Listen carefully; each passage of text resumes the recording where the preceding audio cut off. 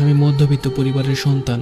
আমি স্কুল জীবন শেষ করে কলেজে ভর্তি হই। তার কয়েক মাস পর নিজের ইচ্ছায় মালয়েশিয়ায় চলে আসি। এখানে 5 মাস থাকার পর ফেসবুকে একটা মেয়ের সাথে পরিচয় হয়। ওর নাম ইমা। সে একটা পোস্টে লিখেছিল, সিগারেট খাওয়া ছেলে তার পছন্দ না, সিগারেট খাওয়া হারাম। আমি রিপ্লাই দিয়েছিলাম, সব ছেলে এমনি এমনি সিগারেট খায় না। তারপর থেকে ইমার সাথে একটু একটু কথা হতো। আমি নিজেও সিগারেট খেতাম। ওর কথায় সিগারেট খাওয়া ছেড়ে দিয়েছিলাম। এভাবে কয়েক মাস কথা বলতে বলতে আমাদের মাঝে ভালো লাগা শুরু হলো। প্রতিদিন প্রায় 3-4 ঘন্টা কথা বলতাম। একটা সময় আমি ইমাকে প্রপোজ করি আর সেও রাজি হয়ে যায়। আমাদের সম্পর্কটা ভালোই চলছিল, কিন্তু ও আমার থেকে 2 বছরের বড় ছিল, আর এটাই ছিল সমস্যা। তো এভাবে 2 বছর চলে যায়। একদিন ও আমাকে বলে, তুমি আমাকে বিয়ে করবে কবে? আমি ওকে বললাম, দেশে গিয়ে বিয়ে করব। তার 2 মাস পরে আমি দেশে যাওয়ার জন্য টিকিট কেটে ফেললাম। হিমাকে বললাম আমি দেশে আসার জন্য টিকিট কেটে ফেলেছি। এই কথা শুনে ও খুব খুশি হয়ে যায়। তো তারপর 6 মাসের ছুটি নিয়ে দেশে চলে আসলাম। এয়ারপোর্ট থেকে বেরিয়ে দেখি আমার বোন, ছোট ভাই, দুলা ভাই আর বোনের মেয়ে দাঁড়িয়ে আছে আমার জন্য। সোজা বাড়িতে গেলাম। বাড়িতে যাওয়ার 2-3 দিন পর মাকে বললাম আমি একটা মেয়েকে পছন্দ করি। তার বাসা বরিশাল, কিন্তু ওর নাম ইমা, কিন্তু ও বয়সে আমার থেকে 2 বছরের বড়। এই কথা শুনে মা আমাকে বলে, ওই মেয়েটার সাথে তোর বিয়ে কখনোই দিব না, আমার পরিবারের কেউ রাজি না। ইমাকে কল দিয়ে বললাম, আমার পরিবারের কেউ রাজি হচ্ছে না, তুমি তোমার মাকে বলো আমার কথা। ইমাও তার মাকে বলে, ইমার মাও বলে দিয়েছে ওকে বিয়ে দিবে না এতদূর। তারপর আমরা দুজন সিদ্ধান্ত নিলাম পালিয়ে গিয়ে বিয়ে করব। দেশে যাওয়ার 8 দিন পর আমি বরিশালে যাই। ইমা আমাকে লোকেশন দেয়। হিমাকে নিয়ে আবার যশোরে ফেরার জন্য রওনা দিলাম। যশোরে পৌঁছে আমরা উঠলাম এক বন্ধুর বাসায়। সেখান থেকে 2-3 জন বন্ধু বান্ধব নিয়ে কাজে অফিসে গিয়ে বিয়ে করলাম। ইমার বাসা থেকে কল দিয়েই যাচ্ছে। ইমার মা বাবাকে আমি বললাম ইমা আমার সাথে আছে, আমরা বিয়ে করে নিয়েছি, আপনারা টেনশন করবেন না। এই বলি ফোনটা কেটে দিলাম। আমি বাড়িতে বললাম আমি আমার পছন্দ করা মেয়েটাকে বিয়ে করেছি। মা বাবা অনেক খারাপ কথা বললো, আমাকে আরো বলল এই বাড়িতে তোর কোনো জায়গা নেই। এই বলেই ফোনটা রেখে দিল। আমার বন্ধুর বাসায় 2-3 দিন থাকার পর বাসা ভাড়া নিলাম। ইমার মা বাবা রাগ করে ইমার সাথে কথা বলা বন্ধ করে দেয়। খুব ভালোই চলছিল।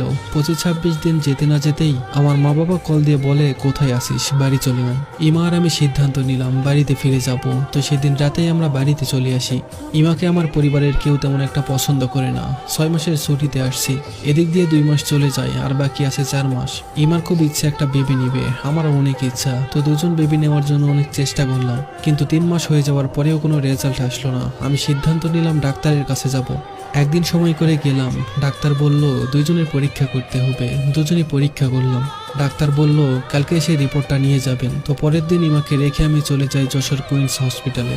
ডাক্তারের কেবিনে গিয়ে বসতেই ডাক্তার রিপোর্টটা সামনে এগিয়ে দিয়ে বললেন, ইমা কখনো মা হতে পারবে না, সন্তান হওয়ার নারী 99% ড্যামেজ হয়ে আছে। এই কথা শুনে আমার মাথায় আকাশ ভেঙে পড়লো। আমি কি করব কিছুই বুঝতে পারছিলাম না। আমি যদি বাসায় গিয়ে এই কথা বলি তাহলে ইমা পাগলের মতো হয়ে যাবে। ইমা জানতে পারলে ভিতরে ভিতরে শেষ হয়ে যাবে।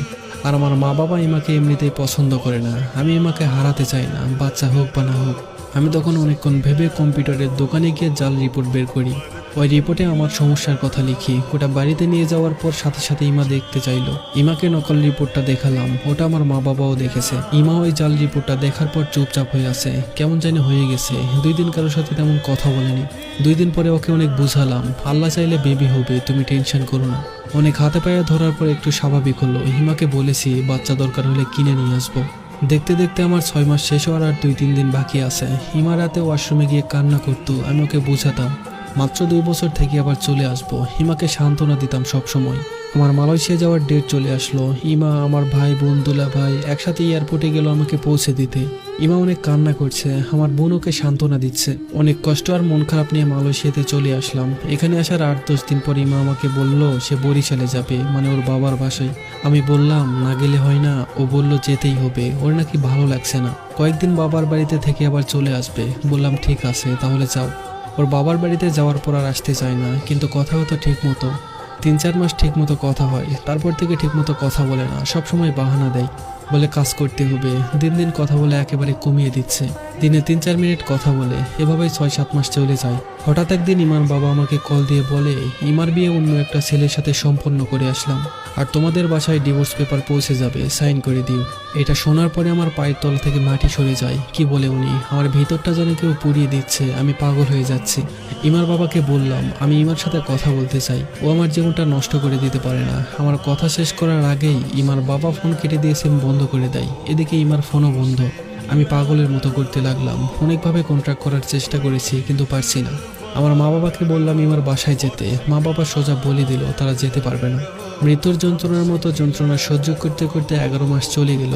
হঠাৎ একদিন একটা অচেনা নাম্বার থেকে ইমা কল দিল আর বলল, তুমি আমাকে মিথ্যা কথা বলেছিলে কেন? সমস্যা ছিল আমার, আর সেটা তুমি নিজের কাঁধে কেন নিলে? আমি একটু হেসে বললাম, তোমাকে হারাতে চাইতাম না, তার জন্য। তুমি কখনো মা হতে পারবে না, এই কথাগুলো শুনলে তুমি নিজেকে সামলাতে পারতে না, তার জন্য। ইমা বলল, যার সাথে আমার বিয়ে হয়েছে সে বেবি নেওয়ার জন্য অনেক চেষ্টা করে, কিন্তু কোনো কিছুতেই কিছু হচ্ছিল না। তাই কি সমস্যা সেটা জানার জন্য ডাক্তারের কাছে সে পরীক্ষা করায়। পরীক্ষা করার পর ডাক্তার বলে, সমস্যা আমার, আমি কোনোদিন মা হতে পারবো না। এই কথা শুনে আমার স্বামী আমাকে বলেছে ডিভোর্স দিয়ে দিবে। আমি ইমাকে শুধু একটা কথাই বলেছিলাম, তুমি অন্য ছেলেকে বিয়ে করবে, এটা আমাকে একটাবার বলতে পারতে। তোমার বাবার বাড়িতে গিয়ে আমাকে খুব সূক্ষ্মভাবে ঠকাচ্ছিলে, অথচ আমি বুঝতেই পারছিলাম না। আমি কখনো কাউকে বুঝাতে পারবো না আমি 11টা মাস কিভাবে কাটিয়েছি, কতটা কষ্ট পেয়েছি, সেটা শুধু আমার আল্লাহ জানে। কথা বলা শেষ করে আমি তাকে ব্লক করে দিই। যাকে নিজের চেয়েও বেশি ভালোবাসলাম সেই মানুষটাই ঠকিয়েছে আমাকে। বেইমানের কোনো জায়গা নেই আমার জীবনে।